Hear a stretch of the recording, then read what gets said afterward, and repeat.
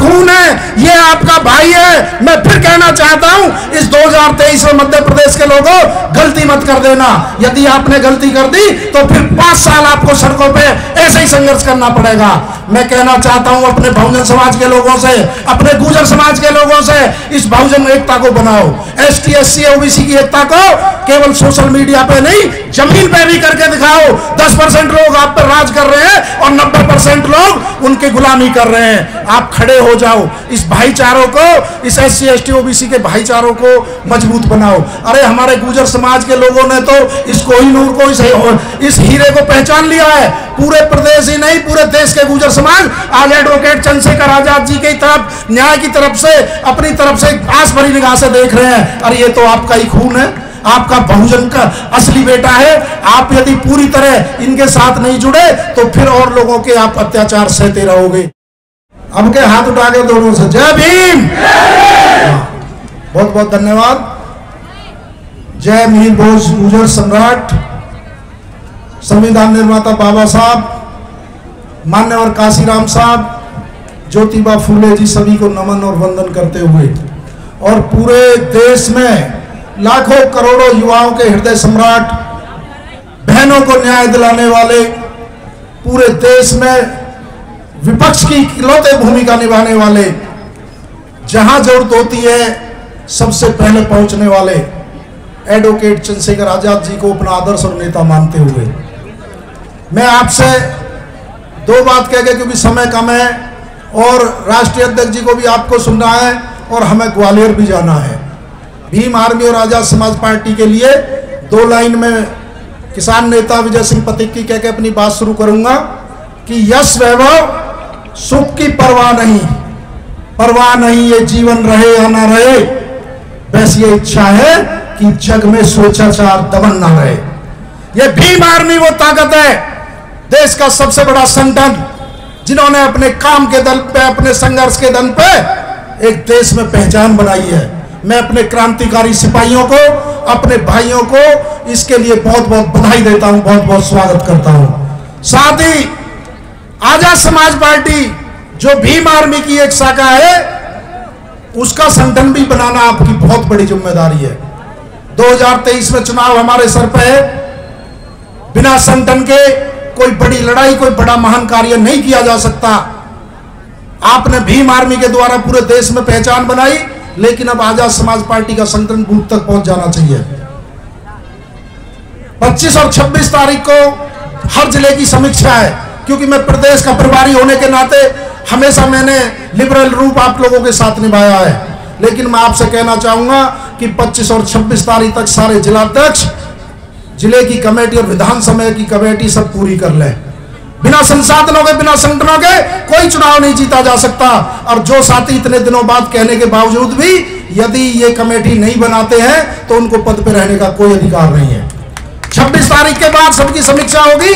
यदि किसी जिले का संगठन अधूरा पाया गया तो मैं बिल्कुल कह रहा हूं वो अपना पद ना समझे। दूसरी बात मैं कहना चाहता हूं एडवोकेट चंद्रशेखर आजाद जी के बारे में। पूरे देश में नेता ऐसा आपको ढूंढने से नहीं मिलेगा। पूरे देश में इतने मुकदमे किसी और नेता पर नहीं मिलेंगे। वो नेता पे अपने, इन पे इतने मुकदमे अपने पर्सनल नहीं है, अपने इस बहुजन समाज के लिए उन पर लगे हैं। रासुका जैसी गंभीर धाराएं आपके अपने समाज के लिए उन्होंने अपने ऊपर लगवाई हैं, और पिछले 4 सालों में से 3 साल में जेल में वो आपके लिए रहे। मैं कहना चाहता हूं पहचान लो। आप भीड़ आती है, सहयोग करते हो भाई का, लेकिन वोट किसी और को देते हो। जब तक वोट की ताकत अपने भाई को नहीं दोगे ना, जब तक आप पर अन्याय होता रहेगा। आपको भाई को उस स्थान पर बैठाना है जहां पर देश की नीतियां और संविधान लागू होने वाला जो हाथ होते हैं। आप उन लोगों के हाथ मजबूत कर रहे हो जो संविधान को खत्म करना चाहते हैं, लेकिन आपने एक बार भाई के हाथ मजबूत कर दिए, भाई को मजबूत कर दिया तो आपको और लोगों के पैर पकड़ने की जरूरत नहीं पड़ेगी। ये आपका खून है, ये आपका भाई है। मैं फिर कहना चाहता हूं, इस 2023 में मध्य प्रदेश के लोगों गलती मत कर देना। यदि आपने गलती कर दी तो फिर 5 साल आपको सड़कों पे ऐसे ही संघर्ष करना पड़ेगा। मैं कहना चाहता हूं अपने बहुजन समाज के लोगों से, अपने गुर्जर समाज के लोगों से, इस बहुजन एकता को बनाओ। ST SC OBC की एकता को केवल सोशल मीडिया पे नहीं, जमीन पे भी करके दिखाओ। 10% लोग आप पर राज कर रहे हैं और 90% लोग उनकी गुलामी कर रहे हैं। आप खड़े हो जाओ, इस भाईचारों को, इस SC ST OBC के भाईचारों को मजबूत बनाओ। अरे हमारे गुर्जर समाज के लोगों ने तो इस कोहिनूर को, इस हीरे को पहचान लिया है। पूरे प्रदेश ही नहीं, पूरे देश के गुर्जर समाज आज एडवोकेट चंद्रशेखर आजाद जी की तरफ, न्याय की तरफ से, अपनी तरफ से आस भरी निगाह से देख रहे हैं। अरे ये तो आपका ही खून है, आपका बहुजन का असली बेटा है। आप यदि पूरी तरह इनके साथ नहीं जुड़े तो फिर और लोगों के आप अत्याचार सहते रहोगे।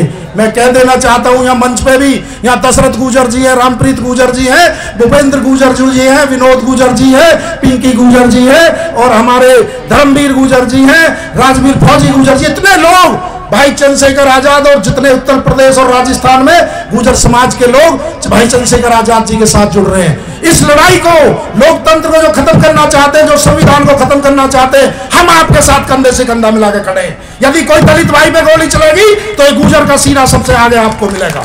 यदि किसी दलित भाई का अत्याचार होगा तो सबसे आगे ये समाज आपके साथ भाई बन के कंधे से कंधा लगा खड़ा होगा। यदि कहीं बाबा साहब की मूर्ति तोड़ी जाएगी तो गुर्जर समाज आपके आंदोलन में आपके साथ खड़ा मिलेगा। मैं आपसे कहना चाहता हूं, इस बहुजन एकता को बनाओ, नहीं तो आप पछताओगे।